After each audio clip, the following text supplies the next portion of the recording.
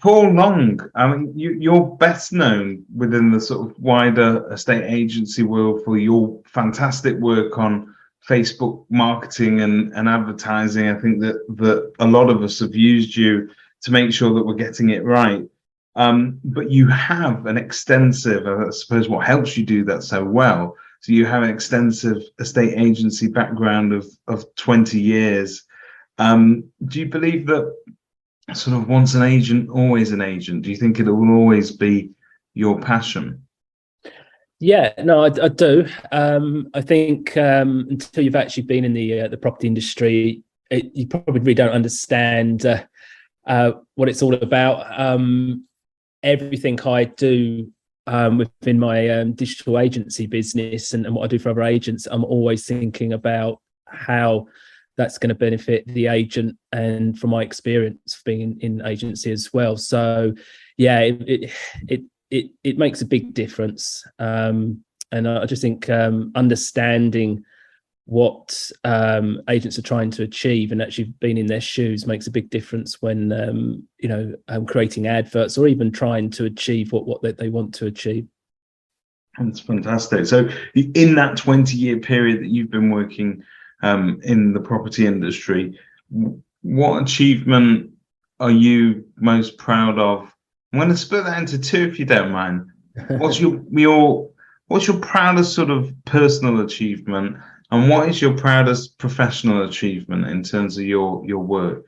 Working in the in the business, in the property business, and really sort of experiencing every angle of the property business as well. One of the things that I've done is obviously worked all the way through from being a sort of a Saturday negotiator all the way through to being a director. Even though it was a family business, I still had to work from the bottom, and just working at every level.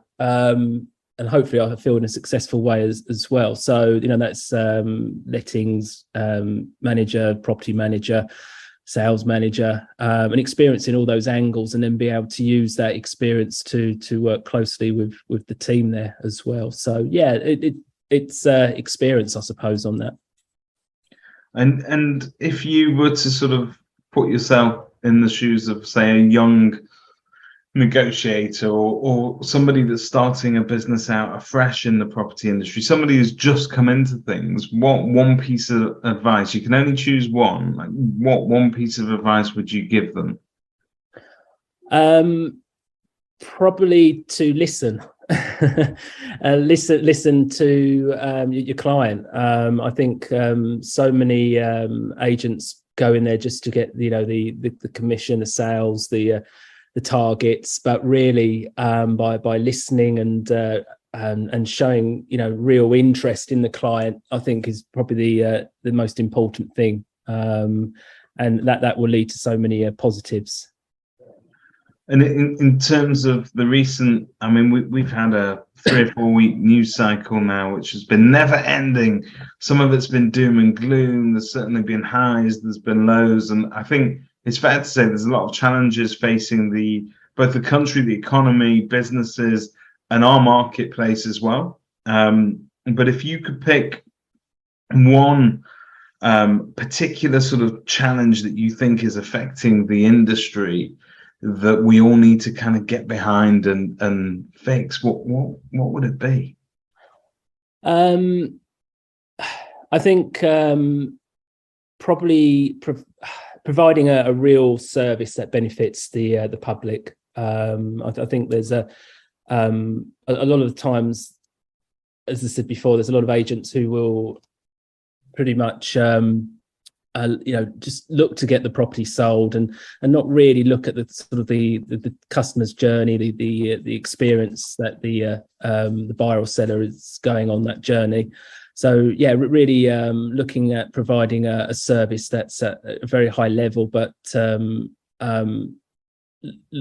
listening again, going back to listening to how you can help that client and provide a service that would really help them as well. Because that's one of the, I think we asked you for some quotes that you kind of you live your life by or you do your thing by, and one of them was stop stop selling, start helping. And I think that's obviously Ziglar. But that's really what it's all about. But it's taking us time to get to that.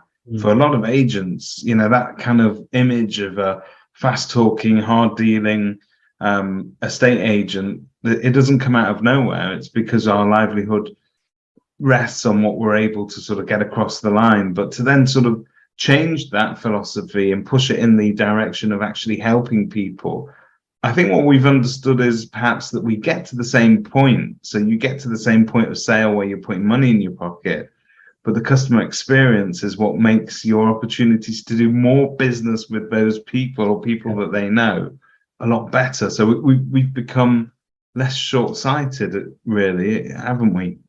Yeah, I think one of the things that probably in this country that agents probably have never really looked at it in this way is that we should be their agent, for life rather than just a one transaction. And I think that's the biggest difference in that maybe it is very much a American model or view, but there's no reason why we can't provide a level of service where the customer comes back over and over again. If that level of service is good enough, that will happen. But I think up until now it's been very much just all about the property and not about the customer. So if we can start looking at providing a service that really helps the customer and takes them on a really good journey and continues after selling the property or even before or afterwards, then I'm sure that would benefit everyone. Finally, Paul, probably another question you wish I'd given you time to rehearse and revise for, but sort of paying it forward and sort of thinking about people within the property industry that have impressed you or influenced you, who you consider to be an influence of sort of progressing and pushing the boundaries of what we all do. If you could pick just one, and I know it's unfair to do that to you, but off the top of your head, is there anybody in particular that you feel is a real sort of, everyday inspiration?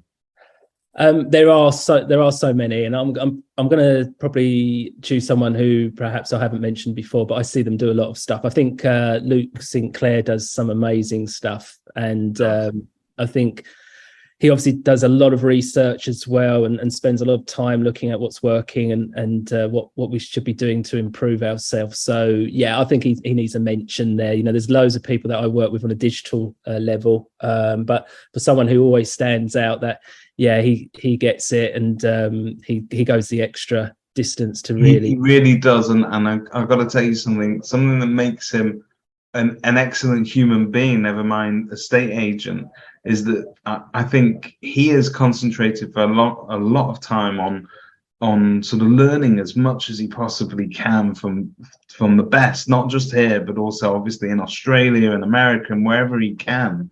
And very unassuming character is Luke. If you meet him, you might dismiss him as being a bit ordinary, but he's anything but.